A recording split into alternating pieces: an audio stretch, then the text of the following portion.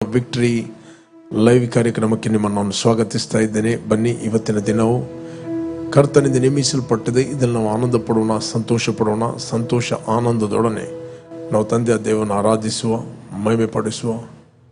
Okay, ನೀವು ಫೇಸ್ಬುಕ್ಕಲ್ಲಿ watch ಮಾಡ್ಬೋದು, ಯೂಟ್ಯೂಬಲ್ಲಿ ಕೂಡ ವಾಚ್ ಮಾಡ್ಬೋದು. ಯಾವ ಪ್ಲ್ಯಾಟ್ಫಾರ್ಮಲ್ಲಿ ನೀವು ವೀಕ್ಷಿಸ್ತಾ ಇದ್ದೀರಿ, ನೀವು ಶೇರ್ ಮಾಡುವವರು ಶೇರ್ ಮಾಡಿ ನಿಮ್ಮ ಆಪ್ತರಿಗೆ. ಓಕೆ, ನಮ್ಮೊಟ್ಟಿಗೆ ಸಿಸ್ಟರ್ ರಶ್ಮಿ ಇದ್ದಾರೆ, ಅವರು ನಮ್ಮನ್ನು ಆರಾಧನೆ ನಡೆಸ್ತಾರೆ. ನಾವು ಆರಾಧನೆ ಮಾಡುವ, ಮತ್ತು ನಾವು ದೇವರ ವಾಕ್ಯವನ್ನು ಧ್ಯಾನ ಮಾಡುವ. Thank you father, thank you lord. ತಂದೆ, ನೀನು ಒಳ್ಳೆಯವನು ಸ್ವಾಮಿ. ನಿನ್ನ ಕೃಪೆಯು ನಿನ್ನ ಪ್ರೀತಿಯು ಶಾಶ್ವತವಾದದ್ದು. Thank you father. ನಿನ್ನ ಚಿತ್ತ ಉದ್ದೇಶವು ಸ್ವಾಮಿ ನಮ್ಮ ಜೀವಿತದಲ್ಲಿ ಯಾವಾಗಲೂ ನೆರವೇರುವುದಾಗಿದೆ. Thank you lord.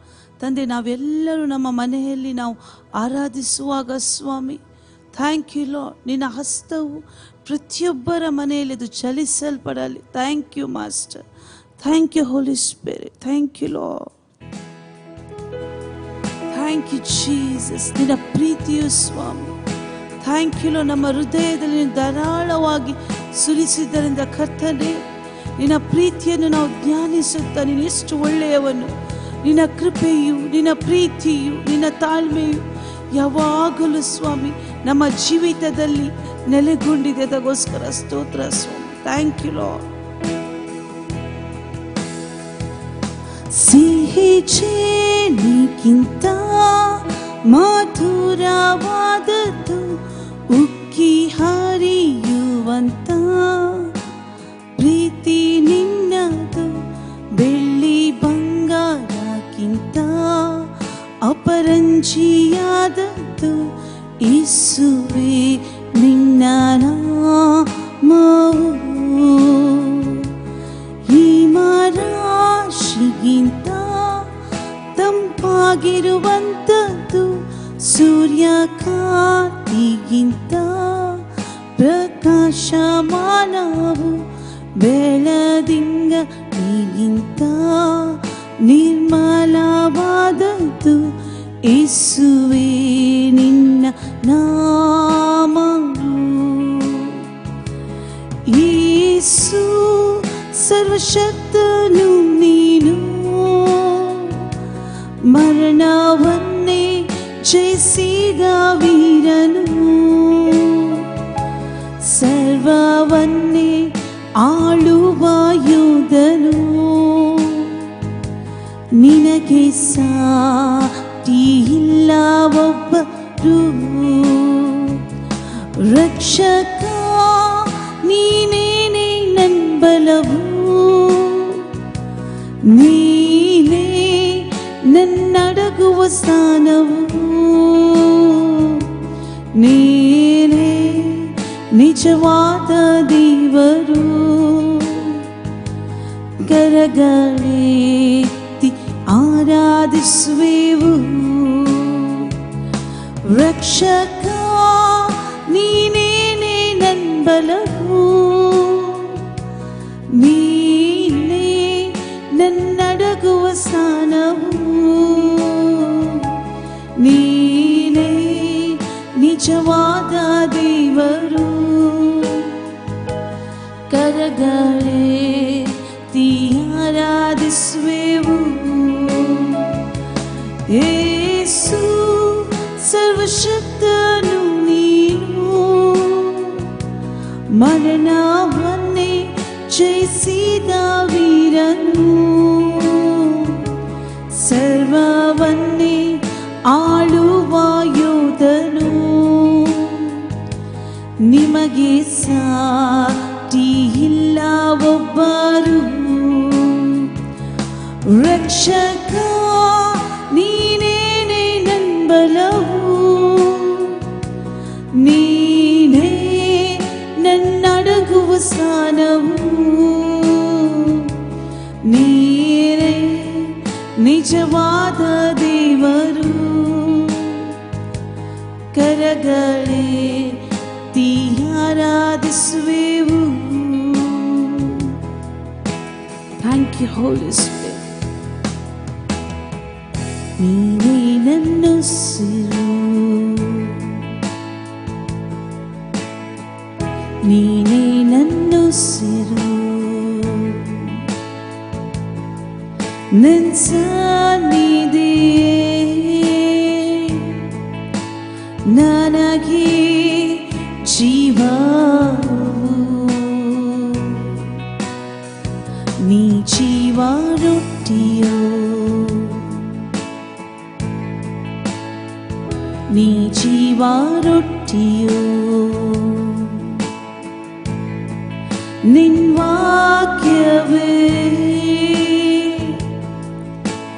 ನನಗೆ ಜೀವ, ನೀನೇ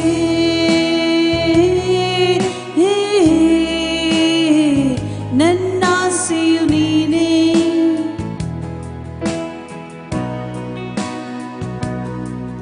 ನೀನೇ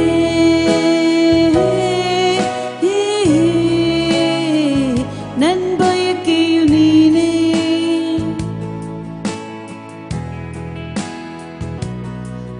ನೀನೇ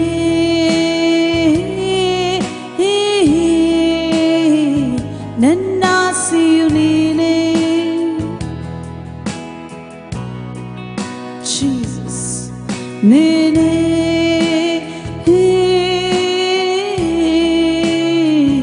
ನನ್ ಬಯಕೆಯು, ನೀನೇ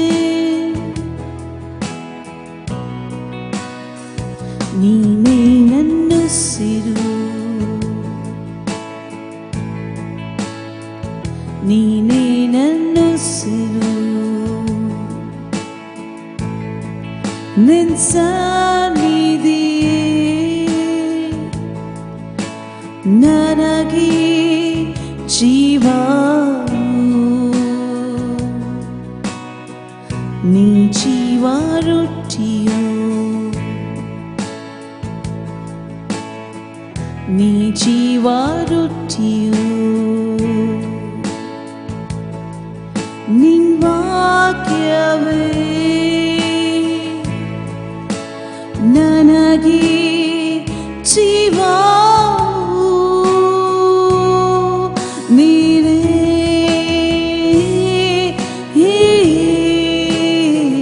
ನನ್ನಾಸೆಯು, ನೀನೇ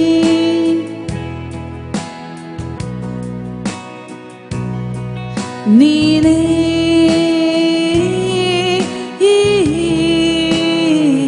ನನ್ ಬಯಕೆಯು, ನೀನೇ. Thank you, Lord. We love you, we love you, we love you, my Lord.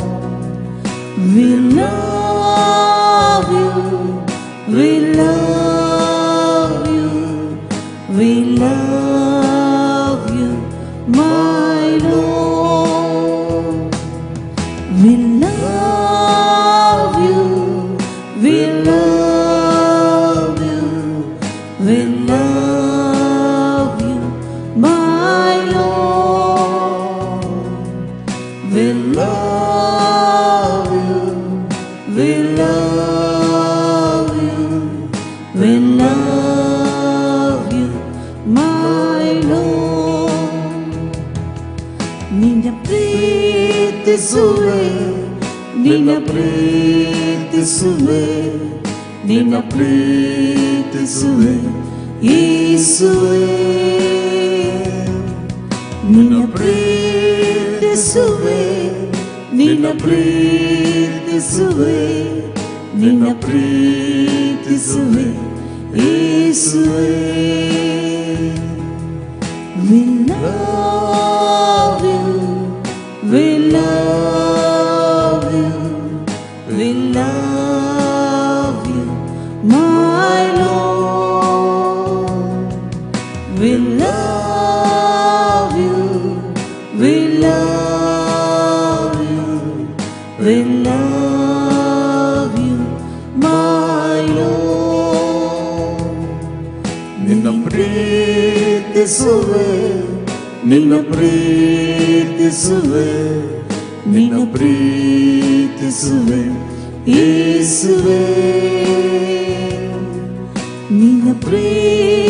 ಯೇಸುವೆ ನಿನ್ನ ಪ್ರೀತಿಸುವೆ ನಿನ್ನ ಪ್ರೀತಿಸುವೆ ಯೇಸುವೆ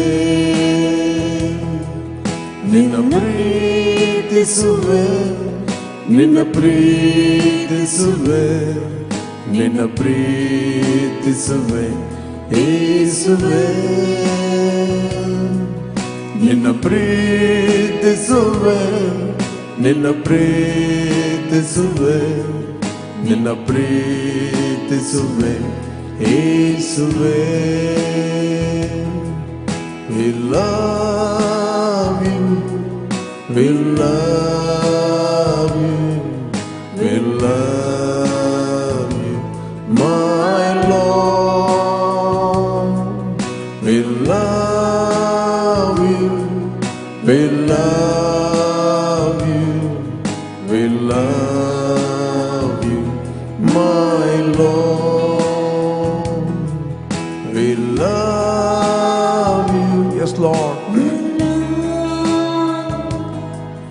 we love you my Lord we love you we love you we love you my Lord ನಿನ್ನ ಪ್ರೀತಿಸುವೆ ನಿನ್ನ ಪ್ರೀತಿಸುವೆ ನಿನ್ನ ಪ್ರೀತಿಸುವೆ ಯೇಸುವೆ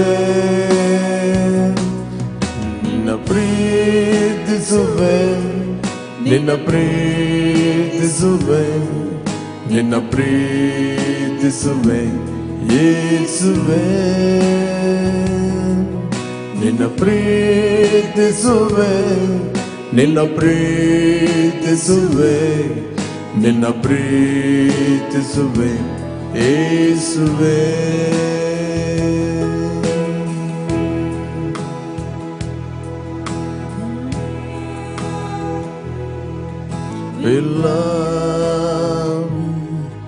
we love you my Lord we love you we love you we love you my Lord ತಂದೆ ಯೇಸುವಿನ ನಾಮದಲ್ಲಿ ನಾವು ನಿನ್ನ ಸನ್ನಿಧಾನದಲ್ಲಿ ಇದ್ದೇವೆ ನಿನ್ನ ಒಳ್ಳೆಯವನು ನಿನ್ನ ಕೃಪೆಯು ಶಾಶ್ವತವಾದ ನಿನ್ನ ಪ್ರೀತಿಯು ಶಾಶ್ವತವಾದ ನಮ್ಮ ಹೃದಯವು ತೆರೆಯಲ್ಪಟ್ಟಿದೆ ನಮ್ಮ ಕಿವಿಗಳು ತೆರೆಯಲ್ಪಟ್ಟಿದೆ ನಾವು ನಿನ್ನಿಂದ ಕೇಳುತ್ತೇವೆ ನಿನ್ನಿಂದ ನಡೆಸಲ್ಪಡುತ್ತೇವೆ ನಿನ್ನಿಂದ ನಾವು ಹೊಂದುವರಾಗಿದ್ದೇವೆ ಪ್ರತಿಯೊಂದು ಹೃದಯದಲ್ಲಿ ನೀನು ಮಾತಾಡುವನಾಗಿದೆ ಪ್ರತಿಯೊಂದು ಪ್ರಶ್ನೆಗಳಿಗೆ ನೀನು ಉತ್ತರ ಕೊಡುತ್ತೆ ಯೇಸು ನಾಮದಲ್ಲಿ ತಂದೆ ಆಮೆನ್ ಆಮೆನ್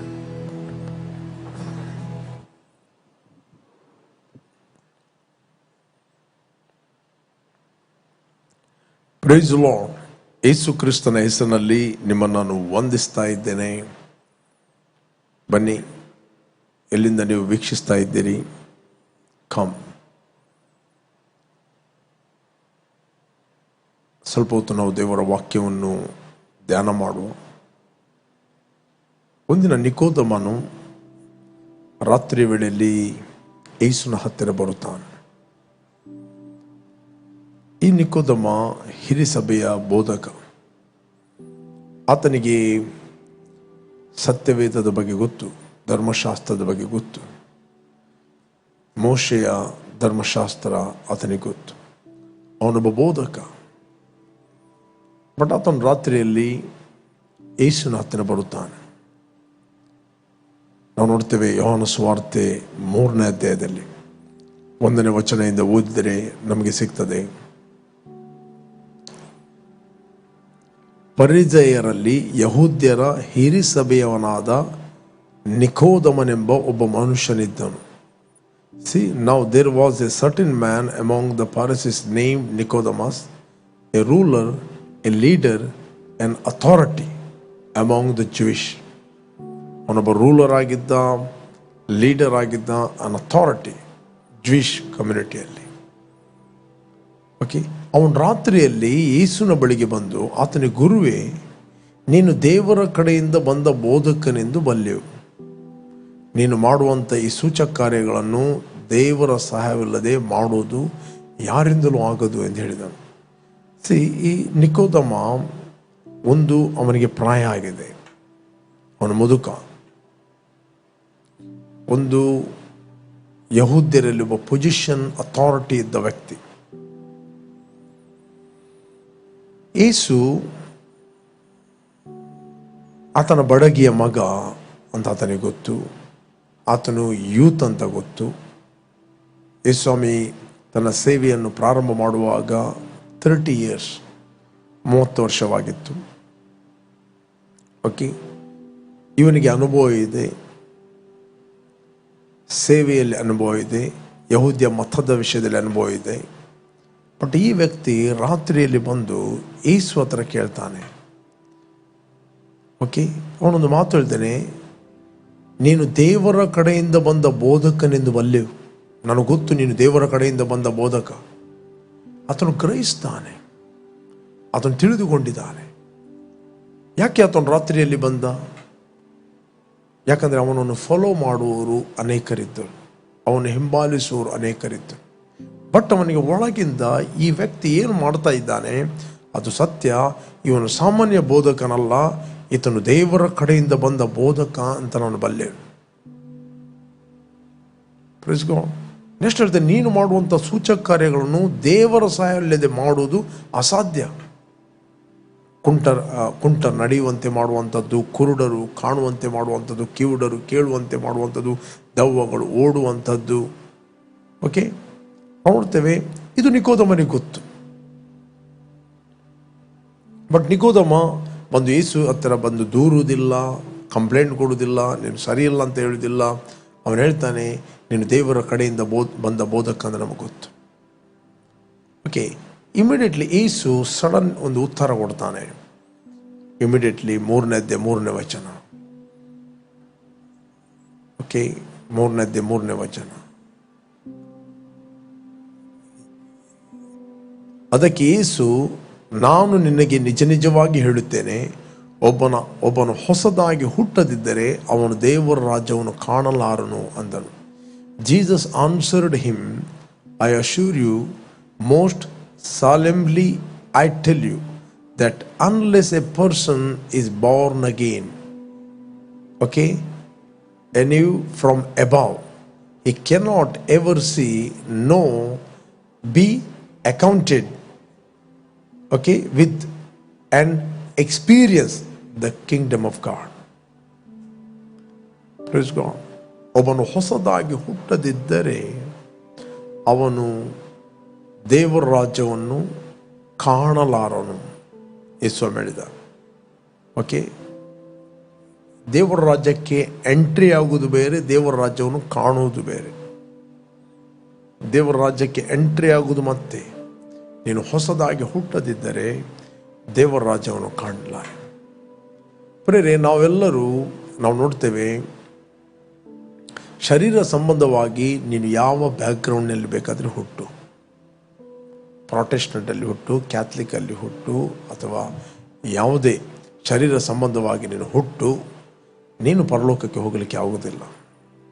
ಅಥವಾ ನಿನ್ನ ಹಿರಿಯರು ಬಾರ್ನ್ ಅಗೇನ್ ಆಗಿರ್ಬೋದು, ಶ್ವಾಸಿ ಆಗಿರ್ಬೋದು, ಕ್ರೈಸ್ತ ತಂದೆ ತಾಯಿಗಳಿಗೆ ಹುಟ್ಟಿದ್ದರಿಂದ ನೀನು ಪರಲೋಕಕ್ಕೆ ಹೋಗಲಿಕ್ಕೆ ಆಗುವುದಿಲ್ಲ. ಪರಲೋಕಕ್ಕೆ ಹೋಗಬೇಕಾದರೆ ನೀನು ಯೇಸುವನ್ನು ನಿನ್ನ ಸ್ವಂತ ರಕ್ಷಕನೆಂದು ನೀನು ಅಂಗೀಕಾರ ಮಾಡಬೇಕು. Praise God. ಇಲ್ಲಿ ಯೇಸು ಹೇಳ್ತಾನೆ, ಒಬ್ಬನು ಹೊಸದಾಗಿ ಹುಟ್ಟದಿದ್ದರೆ ಅವನು ದೇವರ ರಾಜ್ಯವನ್ನು ಕಾಣಲಾರನು. ಹೊಸದಾಗಿ ಹುಟ್ಟದಿದ್ದರೆ. ಯೇಸು ನೇರವಾಗಿ ಆತನಿಗೆ ಮಾತಾಡ್ತಾನೆ, ನೀನು ಹೊಸದಾಗಿ ಹುಟ್ಟುವುದಿಲ್ಲ, ಇದು ನಿನಗೆ ಅರ್ಥವೇ ಆಗುವುದಿಲ್ಲ.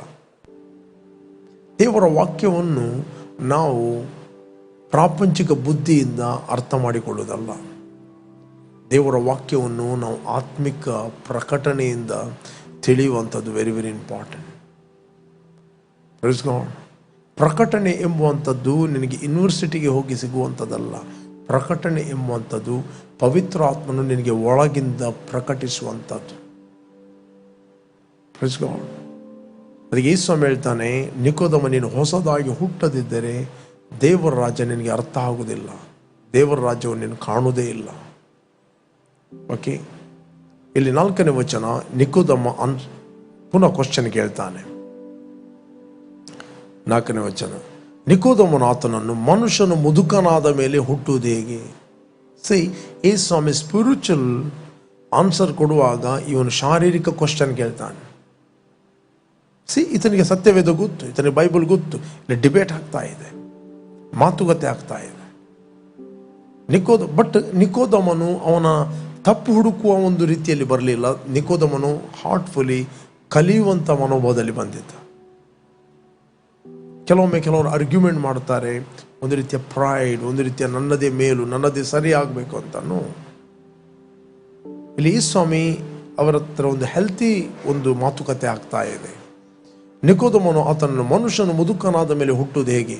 ಅವನು ತನ್ನ ತಾಯಿಯ ಗರ್ಭದಲ್ಲಿ ತಿರುಗಿ ಸೇರಿ ಹುಟ್ಟುವುದಾದಿತ್ತೆ ಎಂದು ಹೇಳಿದನು. ಇಲ್ಲಿ ನಿಕೋದೇಮ ತನ್ನ ಬಗ್ಗೆ ನಾನು ಮುದುಕನೇಗ, ಪುನಃ ಹುಟ್ಟುವುದು ಹೇಗೆ? ಒಬ್ಬ ಮನುಷ್ಯನು ಅವನು ತಾಯಿಯ ಗರ್ಭದಲ್ಲಿ ತಿರುಗಿ ಸೇರಿ ಹುಟ್ಟುವುದಾದಿತ್ತೆ ಎಂದು ಕೇಳಿದನು.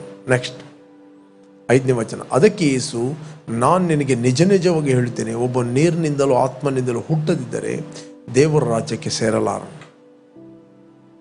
ನೀರು ಇಲ್ಲಿ ರಿಪ್ರೆಸೆಂಟ್ ಮಾಡುವಂಥದ್ದು ವಾಕ್ಯ, ದ ವರ್ಡ್ ಆಫ್ ಗಾಡ್. ಆತ್ಮ ರೆಪ್ರೆಸೆಂಟ್ ಮಾಡುವಂಥ ಹೋಲಿ ಸ್ಪಿರಿಟ್. ಒಬ್ಬನ ವಾಕ್ಯದಿಂದಲೂ ಪವಿತ್ರ ಆತ್ಮನಿಂದಲೂ ಹುಟ್ಟದಿದ್ದರೆ ದೇವರ ರಾಜ್ಯಕ್ಕೆ ಸೇರಲಾರನು. ಓಕೆ, 6ನೇ ವಚನ, ದೇಹದಿಂದ ಹುಟ್ಟಿದ್ದು ದೇಹವೇ, ಆತ್ಮನಿಂದ ಹುಟ್ಟಿದ್ದು ಆತ್ಮವೇ. ನೀವು ಹೊಸದಾಗಿ ಹುಟ್ಟಬೇಕೆಂದು ನಾನು ನಿನಗೆ ಹೇಳಿದ್ದರಿಂದ ಆಶ್ಚರ್ಯ ಪಡಬೇಡ. ಗಾಳಿ, 8ನೇ ವಚನ, ಯೇಸು ಹೇಳ್ತಾನೆ, ಗಾಳಿಯು ಮನಸ್ಸು ಬಂದ ಕಡೆಗೆ ಬೀಸುತ್ತದೆ, ಅದರ ಸಪ್ಪಳವನ್ನು ಕೇಳುತ್ತಿ, ಆದರೆ ಅದು ಎಲ್ಲಿಂದ ಬರುತ್ತದೋ ಎಲ್ಲಿಗೆ ಹೋಗುತ್ತದೋ ನಿನಗೆ ತಿಳಿಯದು. ಆತ್ಮನಿಂದ ಹುಟ್ಟಿದವರೆಲ್ಲರೂ ಅದರಂತೆ ಅಂದನು. ಇವರು ಕೂಡ ಹಾಗೆ. ಈ ಗಾಳಿ ಎಲ್ಲಿಂದ ಬಂದದ್ದು ಎಲ್ಲಿ ಹೋಗ್ತದೆ ಗೊತ್ತಾಗುವುದಿಲ್ಲ. Praise God. ಹಾಗಾದರೆ ಹೊಸದಾಗಿ ಹುಟ್ಟುವುದಂದ್ರೆ ಏನು? ಶರೀರದಿಂದ ನೀವು ಹುಟ್ಟಿದ್ದೀರಿ. ಮೇ ಬಿ ನೀವು ಶರೀರದ ಬ್ಯಾಕ್ಗ್ರೌಂಡು, ನಿಮ್ಮ ಹಿನ್ನೆಲೆ ಬೇರೆ ಬೇರೆ ಇರಬಹುದು. ಈ ಶರೀರ ಒಂದು ಶರೀರದಿಂದ ಹುಟ್ಟಿದೆ, ಬಟ್ ದೇವರು ಆತ್ಮಸ್ವರೂಪಿ. ಆತ್ಮನಿಂದ ಆತ್ಮ ಹುಟ್ಟುತ್ತದೆ, ಶರೀರದಿಂದ ಶರೀರ ಹುಟ್ಟುತ್ತದೆ. ಯೇಸು ಹೇಳಿದ, whatever is the born of flesh is the flesh, whatever the born of the spirit is the spirit, whatever born of cat is a cat. ನಾಯಿಯಿಂದ ನಾಯಿ ಹುಟ್ಟುತ್ತದೆ, ಬೆಕ್ಕಿನಿಂದ ಬೆಕ್ಕಿ ಹುಟ್ಟುತ್ತದೆ, ಶರೀರದಿಂದ ಶರೀರ ಹುಟ್ಟುತ್ತದೆ, ಆತ್ಮನಿಂದ ಆತ್ಮ ಹುಟ್ಟುತ್ತದೆ. Okay, this a revelation. ನೀವು ಯಾವಾಗ ಯೇಸುವನ್ನು ರಕ್ಷಕನ ಒಡೆಯನೆಂದು ಅಂಗೀಕಾರ ಮಾಡಿದಿರಿ, ನೀವು ದೇವರಿಗೆ ಹುಟ್ಟುತ್ತೀರಿ. ಯೋಹಾನ ಪತ್ರಿಕೆ ಸುವಾರ್ತೆ 1ನೇ ಅಧ್ಯಾಯ 12ನೇ ವಚನದಲ್ಲಿ ಓದಿದ್ರೆ ನಮಗೆ ಸಿಗ್ತದೆ. Gospel of John 1 chapter 12 verse. ಯಾರು ಆತನನ್ನು ಅಂಗೀಕರಿಸಿದರೋ, ಅಂದರೆ ಆತನ ಹೆಸರಿನಲ್ಲಿ ನಂಬಿಕೆ ಇಟ್ಟರೋ, ಅವರಿಗೆ ದೇವರ ಮಕ್ಕಳಾಗುವ ಅಧಿಕಾರ ಕೊಟ್ಟನು. But as many as received him, to them he gave the right to become children of God, to those who believe in his name. Okay, ಮಕ್ಕಳಾಗುವ ಅಧಿಕಾರ ಕೊಟ್ಟನು. ಯಾರ ಮಕ್ಕಳು? ದೇವರ ಮಕ್ಕಳಾಗುವ ಅಧಿಕಾರ ಕೊಟ್ಟನು. ನೆಕ್ಸ್ಟ್ ಹೇಳ್ತದೆ, ಇವರು ರಕ್ತ ಸಂಬಂಧದಿಂದಾಗಲಿ ಕಾಮದಿಂದಾಗಲಿ ಪುರುಷ ಸಂಕಲ್ಪದಿಂದಾಗಲಿ ಹುಟ್ಟಿದವರಲ್ಲ, ದೇವರಿಂದಲೇ ಹುಟ್ಟಿದವರು. ಇವರು ಬ್ಲಡ್ ರಿಲೇಶನ್ಶಿಪ್ ಅಲ್ಲಿ ಹುಟ್ಟಿದವರಲ್ಲ, ರಕ್ತ ಸಂಬಂಧದಿಂದ ಹುಟ್ಟಿದವರಲ್ಲ. ಓಕೆ, ರಕ್ತ ಸಂಬಂಧದಿಂದ ಹುಟ್ಟಿದವರಲ್ಲ, ಆತ್ಮನಿಂದ ಹುಟ್ಟುವಂಥದ್ದು ವೆರಿ ವೆರಿ ಇಂಪಾರ್ಟೆಂಟ್. ಆತ್ಮನಿಂದ. Are you born again?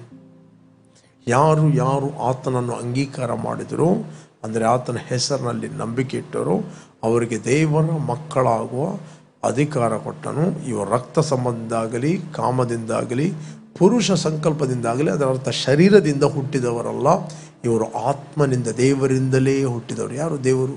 ಆತ್ಮಸ್ವರೂಪ. ಹಾಗಾದರೆ ನೀವು ದೇವರಿಂದ ಹುಟ್ಟಿದೆ ಅಂತ ನಿಮಗೆ ಹೇಗೆ ಗೊತ್ತಾಗ್ತದೆ?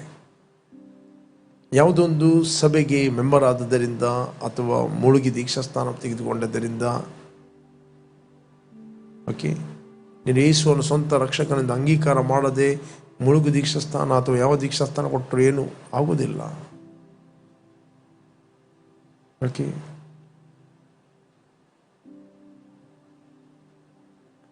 ನೀನು ಹೊಸದಾಗಿ ಹುಟ್ಟುವಂಥದ್ದು ಯೇಸುವನ್ನು ನಿನ್ನ ಸ್ವಂತ ರಕ್ಷಕನೆಂದು ಅಂಗೀಕಾರ ಮಾಡಬೇಕು. ಇಲ್ಲಿ ಬೈಬಲ್ ಹೇಳುತ್ತೆ, ಮನುಷ್ಯನ ಒಳಗಿರುವ ಆಲೋಚನೆಗಳು ಅವನ ಜೀವಾತ್ಮಕ್ಕೆ ಗೊತ್ತು, ದೇವರ ವಿಷಯಗಳು ದೇವರ ಆತ್ಮನಿಗೆ ಗೊತ್ತು. ಮೊಮೆಂಟ್ ನೀನು ಯೇಸು ನನಗೋಸ್ಕರ ಕುರುಜೆಯಲ್ಲಿ ಸತ್ತಿದ್ದಾನೆ, ಹೂಣಲ್ಪಟ್ಟಿದ್ದಾನೆ, 3ನೇ ದಿನ ಪುನರುತ್ಥನಾಗಿದ್ದಾನಂತ ನೀನು ನಂಬಿದರೆ, ನಂಬರ್ 1, ನಿನ್ನ ಪಾಪಗಳು ನಂಬಿಕೆಯ ಮೂಲಕ ಪರಿಹಾರವಾಗ್ತದೆ. ನಂಬರ್ 2, ನಿನ್ನ ಆತ್ಮದಲ್ಲಿದ್ದ ಈ ಪಾಪದ ಸ್ವಭಾವ, the old nature, the sin nature, ಅದು ಕಿತ್ತು ತೆಗೆಯಲ್ಪಟ್ಟು ನೀನು ನಂಬಿದಾಗ ದೇವರ ನಿತ್ಯ ಜೀವ ನಿನ್ನಲ್ಲಿ ವರ್ಗಾವಣೆ ಆಗ್ತದೆ. You are born of God. Okay, ನಿನ್ನ ಆತ್ಮ ದೇವರ ಆತ್ಮ ಒಂದು ಆತ್ಮವಾಗುತ್ತದೆ. ದೇವರ ಆಲೋಚನೆಗಳು ಅದು ನಿನ್ನ ಆಲೋಚನೆ ಆಗ್ತದೆ. ದೇವರ ಉದ್ದೇಶ ಅದು ನಿನ್ನ ಉದ್ದೇಶ ಆಗ್ತದೆ. ದೇವರ ಫೀಲಿಂಗ್ ಅದು ನಿನ್ನ ಫೀಲಿಂಗ್ ಆಗ್ತದೆ. ದೇವರ ಆಲೋಚನೆ ಅದು ನಿನ್ನ ಆಲೋಚನೆ ಆಗಿ ಬದಲಾಗುತ್ತದೆ. when you accepted Jesus. Okay, ಅದಕ್ಕೆ ಬೈಬಲ್ ಹೇಳ್ತೇವೆ, ನಾವು ಹುಟ್ಟಿದ್ದು ನಾಶವಾಗುವ ಬೀಜದಿಂದ ಅಲ್ಲ, ದೇವರ ಸದಾ ಜೀವವುಳ್ಳ ವಾಕ್ಯ ಎಂಬ ಬೀಜದಿಂದ ನಾವು ಹುಟ್ಟಿದ್ದೇವೆ. ನಾವು ನೋಡ್ತೇವೆ ರೋಮನ್ಸ್ 9 ಚಾಪ್ಟರಲ್ಲಿ ಓದಿ ನಮಗೆ ಸಿಗ್ತದೆ. ರೋಮನ್ಸ್ 9 ಚಾಪ್ಟರ್ 5 verse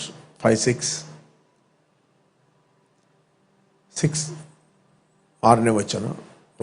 ರೋಮಾಪುರದ ಪತ್ರಿಕೆ 9ನೇ ಅಧ್ಯಾಯ 6ನೇ ವಚನ ಕೇಳಿ. ದೇವರು ಹೇಳಿದ ಮಾತು ತಪ್ಪೆಂದು ನಾವು ಭಾವಿಸಕೂಡದು. ಯಾಕಂದರೆ ಇಸ್ರಾಯೇಲ್ ವಂಶದಲ್ಲಿ ಹುಟ್ಟಿದವರೆಲ್ಲರೂ ಇಸ್ರಾಯೇಲರಲ್ಲ. ಯಾಕಂದರೆ ಇಸ್ರಾಯೇಲ್ ವಂಶದಲ್ಲಿ ಹುಟ್ಟಿದವರು ಇಸ್ರಾಯೇಲರಲ್ಲ. ಕ್ರೈಸ್ತ ಕುಟುಂಬದಲ್ಲಿ, ಮನೆಯಲ್ಲಿ, ಡಿನಾಮಿನೇಷನಲ್ಲಿ ಹುಟ್ಟಿದವರೆಲ್ಲರೂ ಕ್ರೈಸ್ತರಲ್ಲ. But it is not that the word of God has taken no effect, for they are not all Israel who are of Israel. 9ನೇ ಅಧ್ಯಾಯ 6ನೇ ವಚನ, ಇದನ್ನು ಕೇಳ್ರಿ. ದೇವರು ಹೇಳಿದ ಮಾತು ತಪ್ಪೆಂದು ನಾವು ಭಾವಿಸಕೂಡದು. ಯಾಕಂದರೆ ಇಸ್ರಾಯೇಲ್ ವಂಶದಲ್ಲಿ ಹುಟ್ಟಿದವರೆಲ್ಲರೂ ಇಸ್ರಾಯೇಲರಲ್ಲ. ಕ್ರೈಸ್ತ ಕುಟುಂಬ ತಂದೆ ತಾಯಿಗಳಿಗೆ ಹುಟ್ಟಿದವರೆಲ್ಲರೂ ಕ್ರೈಸ್ತರು ಅಲ್ಲ. Praise God. ನೆಕ್ಸ್ಟ್ ಏನಿರುತ್ತೆ ಮುಂದೆ ಓದುವ 7ನೇ ವಚನ. ಹಾಗೆ ಅಬ್ರಾಮನ ವಂಶದಲ್ಲಿ ಹುಟ್ಟಿದ ಮಾತ್ರಕ್ಕೆ ಅವರೆಲ್ಲರೂ ಮಕ್ಕಳೆಂದು ಎನಿಸಲ್ಪಡುವುದಿಲ್ಲ. ಓಕೆ, ಆದರೆ ಈಸಾಕನಿಂದ ಹುಟ್ಟಿದವರೇ ನಿನ್ನ ಸಂತತಿ ಎನಿಸಿಕೊಳ್ಳುವರು ಎಂದು ದೇವರು ಹೇಳಿದನು. ಓಕೆ, ಇದರ ಅರ್ಥ ಏನು? ಆ ಮಾತಿನ ಅರ್ಥವೇನೆಂದರೆ, ಇಂಪಾರ್ಟೆಂಟ್, ಆ ಮಾತಿನ ಅರ್ಥವೇನೆಂದರೆ, ಶರೀರ ಸಂಬಂಧವಾಗಿ ಹುಟ್ಟಿದವರೆಲ್ಲರೂ ದೇವರ ಮಕ್ಕಳಲ್ಲ. ಶರೀರದಿಂದ ಹುಟ್ಟಿದ್ದು ಶರೀರ. ಕ್ರೈಸ್ತ ತಂದೆ ತಾಯಿಗಳಿಗೆ ಶರೀರ ಸಂಬಂಧವಾಗಿ ಹುಟ್ಟಿದವರೆಲ್ಲರೂ ದೇವರ ಮಕ್ಕಳಲ್ಲ.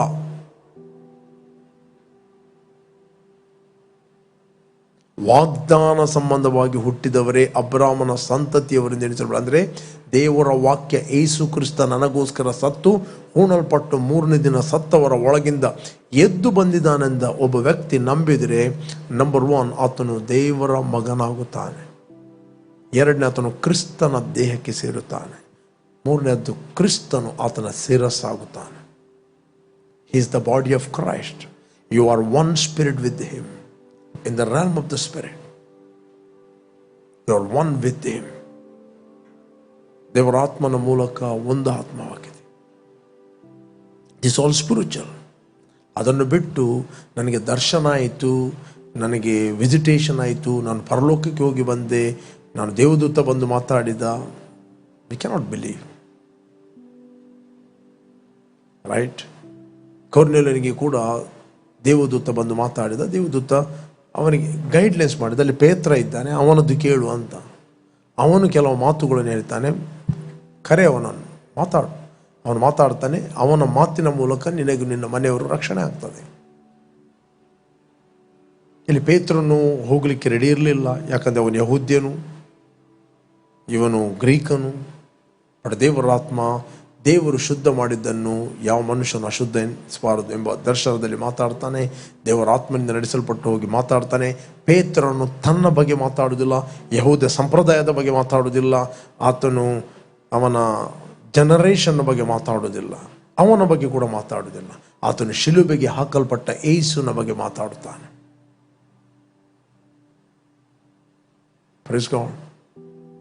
ಇವತ್ತು ರಕ್ಷಣೆ ಆಗುವುದು ನಿನ್ನ ಯಾವುದೇ ಧರ್ಮ, ಯಾವುದೇ ಹಿನ್ನೆಲೆ ಮಾತಾಡಿದ್ದಾನಲ್ಲ. ರಕ್ಷಣೆ ಆಗುವುದು ಯೇಸು ಕ್ರಿಸ್ತ ನಿನಗೋಸ್ಕರ ಕುರುಜಲ್ಲಿ ಸತ್ತಿದ್ದಾನೆ, ರಕ್ತವನ್ನು ಸುರಿಸಿದ್ದಾನೆ, ಹೂಣಲ್ಪಟ್ಟಿದ್ದಾನೆ, 3ನೇ ದಿನ ಪುನರುತ್ತನಾಗಿದ್ದಾನೆ ಎಂದು ನಿನ್ನ ಹೃದಯದಿಂದ ನಂಬಿದರೆ ನಿನಗೆ ರಕ್ಷಣೆ ಆಗ್ತದೆ. ಬಾಯಿಂದ ಅರಿಕೆ ಮಾಡದೆ ನಿನಗೆ ರಕ್ಷಣೆ, ನಂಬಿದರೆ ನಿನಗೆ ನೀತಿಯು, ಬಾಯಿಂದ ಅರಿಕೆ ಮಾಡದೆ ನಿನಗೆ ರಕ್ಷಣೆ. ಅಲ್ಲಿ ಪೇತ್ರನು ಬೇರೆ ಏನು ಮಾತಾಡೋದಿಲ್ಲ. ಅವನು ಯಹೂದಿ ಸಂಪ್ರದಾಯದ ಬಗ್ಗೆ ಮಾತಾಡುವುದಿಲ್ಲ, ಅವನ ಹಿನ್ನೆಲೆ ಬಗ್ಗೆ ಮಾತಾಡುವುದಿಲ್ಲ, ಶಿಲುಬೆಗೆ ಹಾಕಲ್ಪಟ್ಟ ಯೇಸುವಿನ ಬಗ್ಗೆ ಮಾತಾಡುತ್ತಾನೆ. ರೈಟ್? ಶಿಲುಬೆಗೆ ಹಾಕಲ್ಪಟ್ಟ ಯೇಸುವಿನ ಬಗ್ಗೆ ಮಾತಾಡುತ್ತಾನೆ. ಅವನ ಓದಿ ನಮಗೆ ಸಿಗ್ತದೆ 42ನೇ ವಚನ, 10ನೇ ಅಧ್ಯಾಯ 42ನೇ ವಚನ, ಆಕ್ಟ್ ಆಫ್ ಅಪೋಸ್ತಲ್.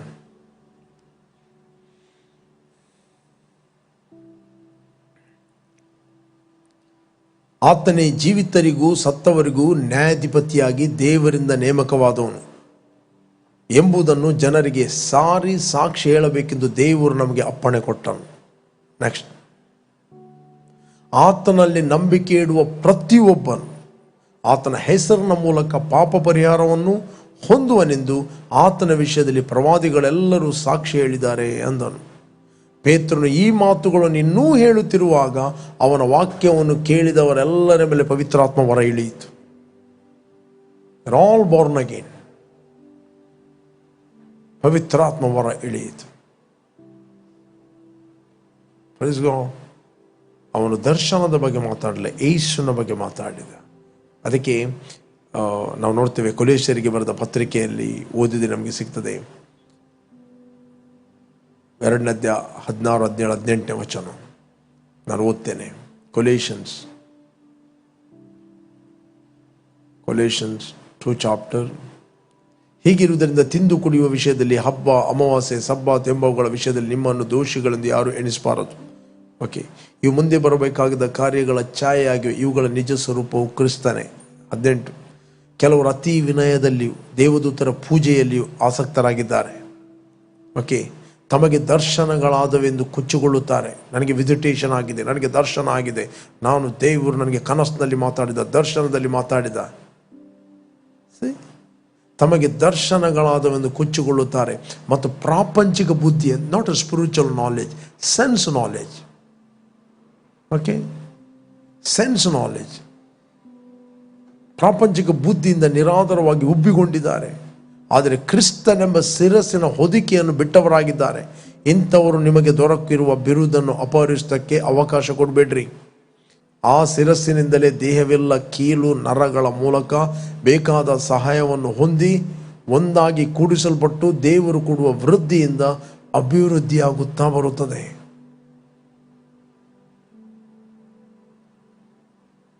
ಬೇರೆ ವಿ ಕೆನಾಟ್ ಡಿನೈ, ನಾವು ದರ್ಶನಗಳನ್ನು, ವಿಸಿಟೇಷನ್ಗಳನ್ನು, ದೇವದೂತರನ್ನು ನಾವು ಡಿನೈ ಮಾಡೋದಿಲ್ಲ, ಅದು ಇಲ್ಲ ಅಂತ ಹೇಳೋದಿಲ್ಲ. ಬಟ್ ಯಾವ ದೇವದೂತ ಅಥವಾ ಯೇಸುವೇ ಬಂದು ಮಾತಾಡಿದರು, ನಾವು ಮೊದಲು ವಾಕ್ಯದಲ್ಲಿ ಪ್ರೂವ್ ಮಾಡಂತ ಕೇಳಬೇಕು. The word is very important. Praise god. ವಾಕ್ಯದಲ್ಲಿ ಇಲ್ಲಾಂದರೆ ಸೈತಾನ ಕೂಡ ದೇವದೂತನ ವೇಷ ಹಾಕ್ಕೊಂಡು ಬಂದು ಸ್ಕ್ರಿಪ್ಚರೇ ಮಾತಾಡಿ ಮೋಸ ಮಾಡಬಹುದು. ಯೇಸುಸ್ವಾಮಿ ವಾಕ್ಯವನ್ನು ಮಾತಾಡಿದಾಗ ಸೈತಾನು ಕೂಡ ಕೀರ್ತನೆ 91 ಕೊಟ್ಟ, ನಿನ್ನ ಕಾಲು ಕಲ್ಲಿಗೆ ತಗಲದಂತೆ ದೇವರು ತನ್ನ ದೂತರಿಗೆ ಅಪ್ಪಣೆ ಕೊಡ್ತಾನಂತ. Word is right but wrong quote.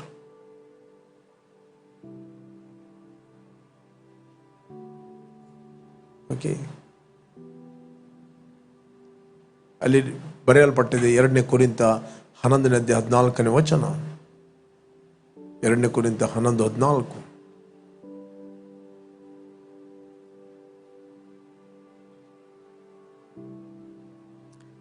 Okay, ಇದೇನು ಆಶ್ಚರ್ಯವಲ್ಲ, ಸೈತಾನನು ತಾನೇ ಪ್ರಕಾಶ ರೂಪವುಳ್ಳ ದೇವದೂತನ ವೇಷವನ್ನು ಹಾಕಿಕೊಳ್ಳುವಾಗ, ಓಕೆ, ಅವನ ಸೇವಕರು ಸಹ ನೀತಿಗೆ ಸೇವಕರಾಗಿ ಕಾಣಿಸುವುದಕ್ಕೆ ವೇಷ ಹಾಕಿಕೊಳ್ಳುವುದು ದೊಡ್ಡದಲ್ಲ. ಅವರ ಅಂತ್ಯಾವಸ್ಥೆಯು ಅವರ ಕೃತ್ಯಗಳಿಗೆ ತಕ್ಕ ಹಾಗೆಯೇ ಆಗುವುದು. ಓಕೆ, ಅಪೊಸ್ತಲ ಪೌಲ ಹೇಳ್ತಾನೆ, ಈ ಸುವಾರ್ತೆಗೆ ವಿರುದ್ಧವಾದನ್ನು, ಕ್ರಿಸ್ತನ ಕೃಪೆಗೆ ವಿರುದ್ಧವಾದನ್ನು ಪರಲೋಕದಿಂದ ದೇವದೂತನೇ ಬಂದು ಹೇಳಿದರೆ ಅವನು ಶಾಪಗ್ರಸ್ತನಾಗಲಿ. ಇದೆಯಾ ಗಲಾತ್ಯರಿಗೆ ಬರೆದ 1ನೇ ಅಧ್ಯಾಯ 6ನೇ ವಚನದಿಂದ ಓದಿ ನಮಗೆ ಸಿಗ್ತದೆ. ಗಲಾತ್ಯರಿಗೆ ಬರೆದ ಪತ್ರಿಕೆ, ಗಲೇಷಿಯನ್ಸ್ 1ನೇ ಅಧ್ಯಾಯ 6ನೇ ವಚನ, 6-7. ಕ್ರಿಸ್ತನ ಕೃಪೆಯಿಂದ ನಿಮ್ಮನ್ನು ಕರೆದಾತನನ್ನು ನೀವು ಇಷ್ಟು ಬೇಗನೆ ಬಿಟ್ಟು, ಏನು ಕ್ರಿಸ್ತನ ಕೃಪೆ, the grace of god.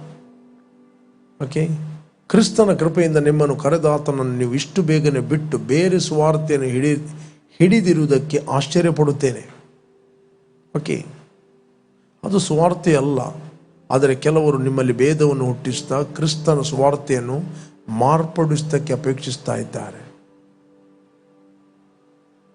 What is another gospel?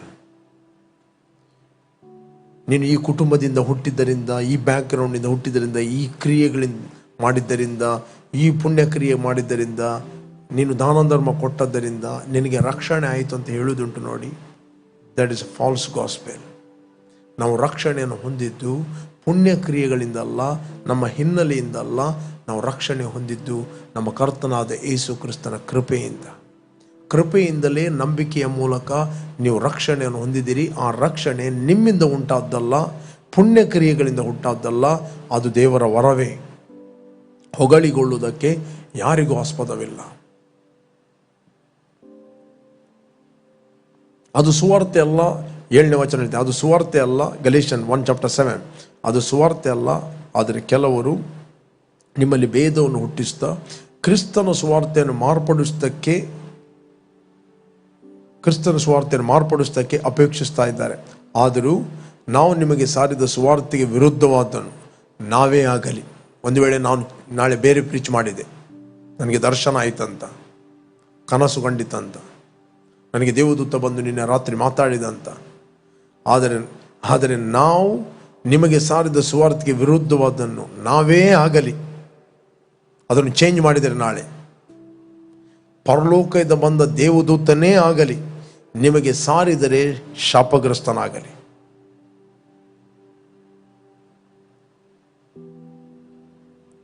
Okay, ನೀವು ಸ್ವೀಕರಿಸಿದ ಸುವಾರ್ತೆಗೆ ವಿರುದ್ಧವಾದನ್ನು ಯಾವನಾದರೂ ನಿಮಗೆ ಸಾರಿದರೆ ಅವನು ಶಾಪಗ್ರಸ್ತನಾಗಲಿ ಎಂದು ನಾವು ಮೊದಲು ಹೇಳಿದಂತೆ ಈಗಲೂ ನಾನು ತಿರುಗಿ ಹೇಳುತ್ತೇನೆ. ಇಲ್ಲಿ ಅಪೊಸ್ತಲ ಪೌಲನ ಕಾಲದಲ್ಲಿ ಕೂಡ ಪ್ರಾರಂಭದಲ್ಲಿ ಸುವಾರ್ತೆಯನ್ನು ನಂಬಿದರು. ಕಡೆಗೆ ನನಗೆ ದರ್ಶನ ಆಯಿತು, ದೇವದೂತ ಬಂದು ದೃಷ್ಟಿಪಟ್ಟ, ಕಡೆಗೆ ಏನೇನೋ ಅಲ್ಲಿ ಸುಳ್ಳು ಸಹೋದರರು ಬಂದಿದ್ದರು. ಅವರು ಮೊದಲು ಹೇಳಿದರು, ನೀವು ಯಹೂದ್ಯರಾಗಬೇಕು, ಯಹೂದ್ಯರ ಸಂಪ್ರದಾಯಗಳನ್ನು ಆಚರಿಸಬೇಕು, ಯಹೂದ್ಯರಿಗೆ ಮಾತ್ರ ರಕ್ಷಣೆ ಆಗುವುದು. ಅಪೊಸ್ತಲ ಪೌಲನಿಂದ ನೀವು ಯಹೂದ್ಯ ಮತದಲ್ಲಿ ಹುಟ್ಟು, ಬೇರೆ ಯಾವುದೋ ಮತದಲ್ಲಿ ಹುಟ್ಟು, ಯಾವ ತಂದೆ ತಾಯಿಗಳು ಹುಟ್ಟು, ನಿನಗೆ ರಕ್ಷಣೆ ಆಗುವುದು ಕರ್ತನಾದ ಯೇಸು ಕ್ರಿಸ್ತನ ಕೃಪೆಯಿಂದ. ಕೃಪೆಯ ಮೂಲಕ ನೀನು ದೇವರ ಮಗನಾಗಿ ಹುಟ್ಟುತ್ತಿ, ಯಾವುದೇ ಚರ್ಚ್ ಮೆಂಬರ್ ಆಗಿ ಹುಟ್ಟುವುದಿಲ್ಲ. ಚರ್ಚ್ ಮೆಂಬರ್ ಆಗುವುದು ನೆಕ್ಸ್ಟ್, ಹೊಸದಾಗಿ ಹುಟ್ಟಿದ ನಂತರ. Okay, you bless. Will pray for you. ಯಾರು ನೀವು ಫಸ್ಟ್ ಟೈಮ್ ವೀಕ್ಷಿಸ್ತಾ ಇದ್ದೀರಿ, ಇಷ್ಟರವರೆಗೆ ಯೇಸುವನ್ನು ರಕ್ಷಕರ ಒಡೆಯನೆಂದು ನೀವು ಅಂಗೀಕಾರ ಮಾಡಲಿಲ್ಲ, this the right time. Call Jesus in your heart. I will pray for you. ಭೂಮಿ ಆಕಾಶಗಳನ್ನು ಉಂಟು ಮಾಡಿದ ಸರ್ವಶಕ್ತನಾದ ತಂದೆ, ಯೇಸುವಿನ ನಾಮದಲ್ಲಿ ನಾವು ನಿನ್ನ ಸನ್ನಿಧಾನದಲ್ಲಿ ಇದ್ದೇವೆ. ಯೇಸುವೆ, ನೀನು ಸುರಿಸಿದ ರಕ್ತದ ಮೂಲಕ ನಮ್ಮ ಅಪರಾಧಗಳು ಪರಿಹಾರವಾಗಿ ನಮಗೆ ಬಿಡುಗಡೆ ಆಯಿತು. Thank you lord. ಮತ್ತು ಯೇಸುವೆ ಕರ್ತನು ಒಡೆಯನೆಂದು ನಾವು ಘೋಷಿಸ್ತಾ ಇದ್ದೇವೆ. ನೀನು ವಾಗ್ದಾನ ಮಾಡಿದ ಪವಿತ್ರ ಆತ್ಮ ವರವನ್ನು ನಂಬಿಕೆಯ ಮೂಲಕ ನಾವು ಹೊಂದುತ್ತೇವೆ. We are surrounded by angels and favour and protection of god. ಯಾರೆಲ್ಲ ವೀಕ್ಷಿಸ್ತಾ ಇದ್ದಾರೆ, ಎಲ್ಲ ಗೊಂದಲಗಳಿಂದ ಸಮಾಧಾನವಾಗಲೆಂದು ಪ್ರಾರ್ಥಿಸ್ತೇನೆ. ಕ್ರಿಸ್ತನ ಕೃಪೆಯಿಂದ ಯಾರೆಲ್ಲರೂ ಹೊಸದಾಗಿ ಹುಟ್ಟಿದಾರೋ ಅದರಲ್ಲಿ ಅವರು ಬೆಳೆಯಲಿ, ಪ್ರಜ್ವಲಿಸಲಿ, ಅನೇಕರಿಗೆ ಆಶೀರ್ವಾದವಾಗಲಿ. ನಿಮ್ಮ ನಿರೀಕ್ಷೆಗೆ ಆಧಾರವೇನೆಂದು ಯಾರಾದರೂ ಕೇಳಿದರೆ ಕೇಳುವವರಿಗೆ ತಕ್ಕ ಉತ್ತರ ಕೊಡಲಿಕ್ಕೆ ಪ್ರತಿಯೊಬ್ಬರಿಗೂ ಗೊತ್ತಿರಲಿ. ಇನ್ ಜೀಸಸ್ ನೇಮ್, ಆಮೆನ್.